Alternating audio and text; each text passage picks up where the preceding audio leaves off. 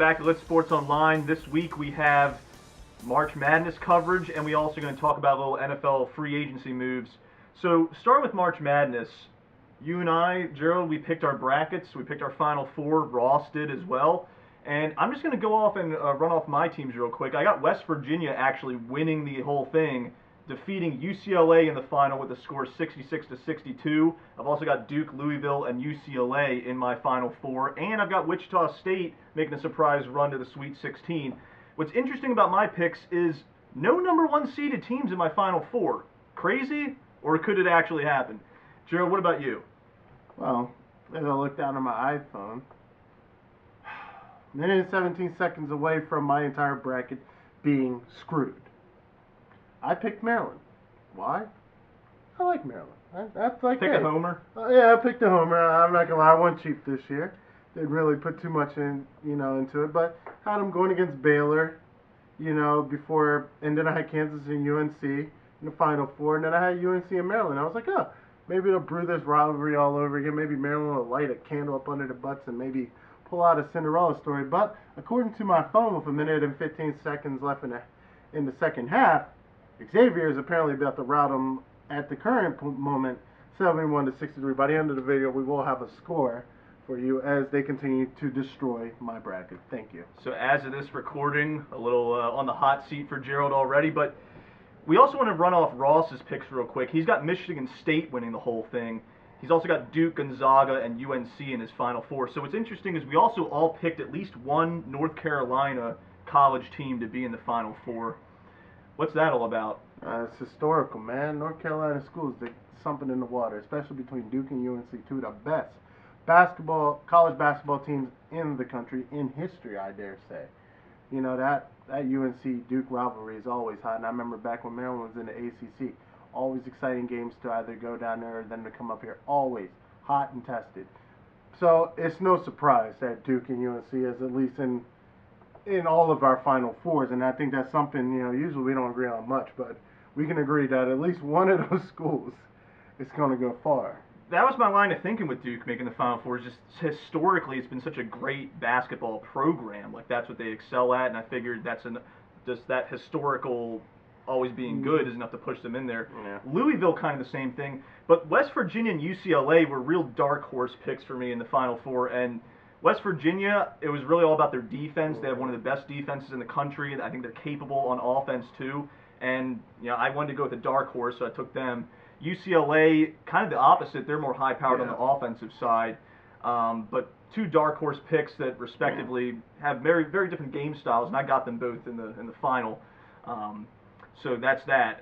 What about, do you have any explanation for your other teams making it? Like I said, Baylor's look good this year. Kansas, of course, they're always decent. And UNC, with my family being from North Carolina, I've always had a love for UNC, I'm not going to lie.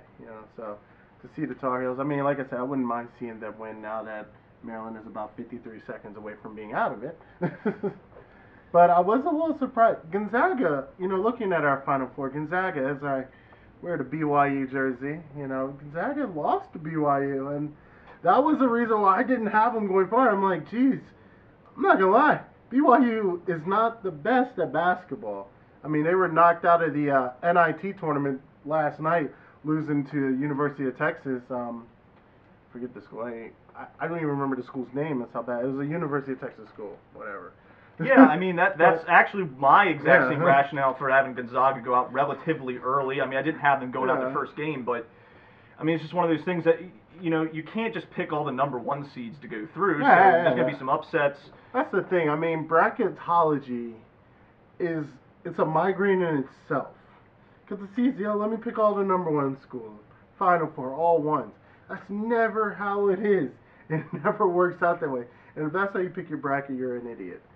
You're probably about as much as an idiot as I am from being 50 seconds away from having a busted bracket. 76-63 at the current moment. Or for me, for having no number one seeds in my Final Four, but that's a different discussion entirely. Ross isn't on the table to discuss why he picked Michigan State as his winner, but they are a hot team, so I could see it happening. It's not out of the realm of possibility. Not at all. But I think that just about covers our March Madness portion there. And best of luck to you all picking your brackets. Good luck. But I want to get on to some news that we're perhaps a little more qualified to talk about, Yeah. which would be Football. the NFL free agent signings. I mean, let's start with the Eagles. They signed Alshon Jeffrey, what a lot would say was the top receiver in free agency, and also Torrey Smith. What do you think about that? They're loading their young quarterback up with options, and I think it's smart. They are doing what every team with a young quarterback should be doing, and that's building teams around them. That's adding weapons, giving them tools. I mean, let's be honest here. Torrey Smith is not a horrible option. He's a decent receiver. You know, he's a decent option, safe choice if he comes with his mind right. I mean, let's be honest here. In San Francisco, he didn't have a quarterback to throw to him. He didn't have a Joe Flacco throwing bombs to him down the field like he did when he was here in Baltimore. So, Torrey Smith will have in my mind, a better quarterback. And update, break. My bracket is officially busted. Maryland lost 65 to 76 to Xavier. I hope all your brackets fail. Anyways, yeah. So you have a good quarterback for the Eagles, and I think that's going to be good for Torrey Smith to kind of rejuvenate the sunset years of his career. Let's be honest, he's not a young receiver anymore, so we know this could probably be one of his last stops. But I do see this being great. I mean, Alshon Jeffrey, another good receiver, for the young quarterback. So. Well, starting with Torrey Smith, you have to give him some respect. Yeah. I mean, like, his stats never, like, equate to how good he really is. Yeah. I mean, you got, like, these deep field stretchers. You talk about the guys like Mike Wallace, Deshaun Jackson, Torrey Smith. They're not going to have, like, tons of production, but what they do is help the other guys get open. Yeah. So I think from that perspective, like, they didn't really they had mostly possession receivers. This gives them a real deep threat. That's a good fit. And then Jeffrey, I mean, he's a do-it-all premier receiver, so that's great. Like I said, I think especially in a division dominated right now by this hot Cowboys team who's going to be looking to redeem themselves, Philly is definitely building themselves up to be a force to be reckoned with in the NFC. I could see this. I mean, I was impressed by them in the beginning of the year. I was like, oh, they're looking great, about as good as the Eagles were doing, and then something happened where there was just a disconnect where they fell off. But I see them bouncing back. They added some good tools. They're going to open up the field, and I'm excited to see them play. Yeah, I would say those are pretty good signings. They needed receivers. Yeah. Then we got the Ravens. Brandon Carr, corner, signed, and also Tony Jefferson, safety. How about these guys, Gerald? These are great picks. I mean, we're talking about a defense whose secondary hasn't looked good since Ed Reed was here. And I'm excited. We needed a young safety. This will help Eric Weddle back there. And also we need corners. We got a good, strong corner in Brandon Carr. I'm excited to see what happens. I definitely know that the Ravens are not done in the free agency signings, as Ozzie Newsome has let us know. But, I mean, we're picking in the right places. We're signing where we need to sign. And as a Ravens fan, I'm seriously excited for the defense. I mean, I was a little, you had Price leaving, which, I mean, he's kind of been a staple in the defense, but again, this is another guy that's in the later part of his career, and I mean, at this point, he's just a money sucker. And I mean, you had Dennis Bitta taking a restructured contract, so I mean, I'm happy to see him in Baltimore, but we definitely do need to start thinking about the future in that sense. Well, see, I really thought the Ravens were going to retool their secondary through the draft, but I guess what they're thinking is those guys need time to develop, and we need veterans in there. I think that's genius. I mean, I would not be surprised if you see another safety or cornerback drafted. I could see that happening, definitely. But you have guys that are over top of them that are going to be able to teach them the ropes, show them what the Ravens defense is all about, and hopefully bring it back to serious prestige in their passing defense. Okay, and then my Rams had two key signings, Andrew Whitworth, tackle, and Robert Woods, wide receiver. I like the Whitworth signing. It's hard to find good offensive linemen, so I think, generally those guys are early draft picks, or you get them in free agency like this. I have no problem with that signing, but I do not like the Robert Woods signing. I mean, this is a guy that was a wide receiver 2 on Buffalo. Last year, he had less than 1,000 yards, only 1 touchdown. I don't know what they see in this guy. They think this guy's a wide receiver 1? Like, I just don't get it. I think they overpaid for him. They're paying him over $5 million a year. I think this is a big mistake. We got to rebuild our receivers through the draft, so I don't like that pick. But Andrew Whitworth should help out our line, help Todd Gurley run, and help protect Jared Goff. Yeah, I mean, honestly, another team outside of the Robert Woods pick, you guys on the Rams, you're building a team around the kid. and you need to protect your quarterback. I mean, I'm not saying he's a bad quarterback. He really hasn't had a chance to really prove himself, and we're not going to go by last year's stats. I don't think that's fair, 100% to pick him. Solely judge him when he was just thrown into a new city, new team. I mean, there were so many things for the Rams going on that it was a distraction. You don't have a home stadium right now. You're playing at the Rose Bowl. So, there's a lot of stuff that was affecting that young rookie quarterback. But I think, this year, you add in some linemen. I think you guys will do decently in the draft. You guys are pretty, high up there, unfortunately. But you guys will do pretty good, and I think you guys are going to start to build a team, though. Yeah, I mean, the problem is we don't have a first-round pick because we had to trade to get Goff, so we got to find in one of those later rounds or a second or third round, get a good receiver that maybe is a little under the radar.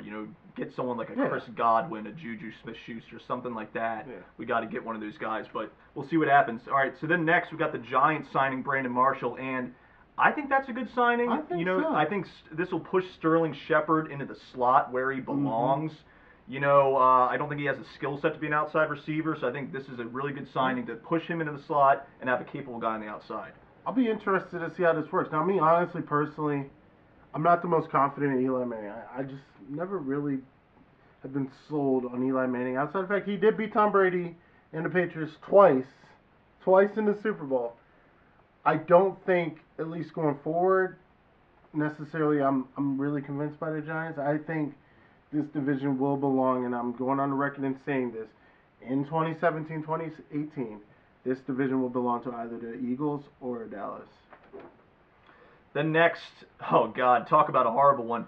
Bears signing Mike Glennon to be their starting quarterback. And I'm sorry, I got to get on my soapbox for this one because Mike Glennon, I mean, first of all, what has he ever done? Where's the production? In college and in the NFL, he's done nothing. I don't get this at all. How you can have confidence it's got to be a starting quarterback? It's like you just looked at his age. You're like, oh, he's relatively young. He can be a starting quarterback. No, this guy's not a franchise QB.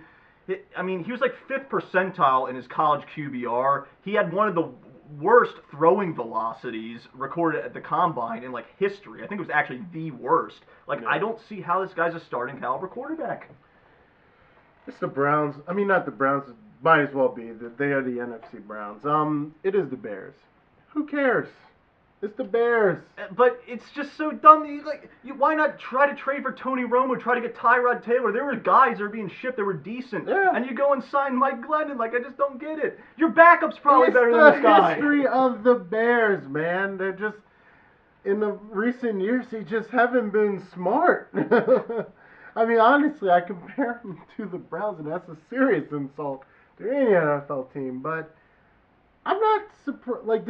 Honestly, this pick right here, I mean, no, it's the Bears, man. This is probably the worst thing they could have done. Because you were going to pick the Bears every week in our selections next year, No, I mean, dude, you could have traded for a promising rookie quarterback from this most recent year. I mean, you could have grabbed Cody Kessler off the Browns. He's better than Mike Glennon. But this is a horrible signing. You could have got Ostinkler and had a better quarterback. Well, I mean, they're pretty much the same guy, if you ask me. So, all right. So next we got the 49ers signing Kyle Juszczyk, and for the record, hold on, before you go on, I actually All right, so this is just me and my ADD kicking off. I hadn't realized that the Ravens had he's a free agent, so his contract expired. And I hadn't realized the Ravens didn't go after him as strongly, but as I know you're about to say, the 49ers overpaying a fullback in 2017. What's that about? So they paid him 2.5 times the salary as the next highest paid fullback, and their explanation, we're going to use him as more than just a fullback. We're going to line him up in all these different areas. Okay, even if you plan to do that, you didn't have to pay this much. I just don't get it. You didn't have to pay that much. Keep that on the down low and sign him as a normal fullback. Let alone they don't have a quarterback. So you're spending all this money on a fullback. Well, who the heck is going to throw to him? Who's going to hand the ball off to him? I mean... And, I get it. Juszczyk's a versatile. He's a good runner, receiver, fullback. Not the best blocker, but he's a good runner, receiver kind of guy. He was good for Baltimore when he was here, and like I said, I'm sad to see him leave because I love seeing him in that backfield. Being at the game, just yelling out juice. I'm sad to see him leave, but overpaid, man. And I've seen this happen so many times. just guys from the Ravens will go off to the other team, be overpaid, and literally be buried alive. Like, won't I even mean, of get course, paid. I'm liking it. I mean, it's the Niners, so it only helps the Rams. But, yeah, committing some capital to a guy that, I mean, yeah, he's versatile. Yeah. Line him up at All H-back, pro. line him up at tight end, line him up wherever you want. But at the end of the day, I mean, he's really still just a fullback. So. He's a fullback. And speaking of fullbacks, the last key signings we want to talk about, the Bills, controversial, signing two notable fullbacks. Now, why do you need two good fullbacks? I don't really get this. They got Patrick DeMarco and Mike Tolbert. One of those guys is getting cut. I mean, guaranteed. I'm betting one of those guys can cut, but this is just stupid. Why would you sign them up front anyways? What's the point? Let's be honest here. Fullbacks, very useful in close yardage, goal line, offenses. But in a league that's turning more passing friendly, why the focus on fullbacks? Why are we overpaying fullbacks? Why are we signing fullbacks? And I like fullback. I love that position, honestly. I wish I had played it in high school. Of course, I played my high school was a pro-style offense. But, I mean, in the NFL, most are, we're just gunning it nowadays. So what's the point? Especially two. No point that I can see. I mean, Mike Tolbert, he's more of a runner receiver. DeMarco is more of a blocker. But, I mean, what are you going to do? Have interchangeable fullbacks? Like, I just don't get it. There is actually one more I just remembered that we didn't have on our list. Deshaun Jackson went to the Tampa Bay Buccaneers. Yeah, that's a good pick. And I think that's a good pickup. It is good because, I mean, granted, sure, you could have waited the draft and got a guy like John Ross if you wanted his field stretcher, but who knows how high of a draft price you'd have to pay for him. I mean, this makes sense. Have a deep field guy. We know that's Deshaun Jackson. Make Mike Evans have more room to operate. And Jameis has another veteran receiver out there. Jameis has another veteran receiver to throw to, and honestly, it's looking great for Tampa Bay and that accord. Yeah, they definitely need to get someone out on that field besides just Mike Evans. Yeah, you can't do it all. So that covers our episode, our March Madness for 2017, plus the NFL free agency recap up to this point. So we'll be coming at you with another video later on WrestleMania. Isn't that right, Gerald? We have a WrestleMania episode coming for you later in this month. I think we got about 2 weeks left, about a week and a half. And we're actually going to have a guest star on it too, possibly. We'll figure that out. We're still in the process. But, don't forget to like and subscribe this to our channel. Also, follow us on Facebook and Twitter. And coming soon, we do have a website/blog coming. I'm actually working on it right now. It's in the works. So be sure to be looking out for that. Take care. So, Gerald, who'd you say we lost? Juice? He said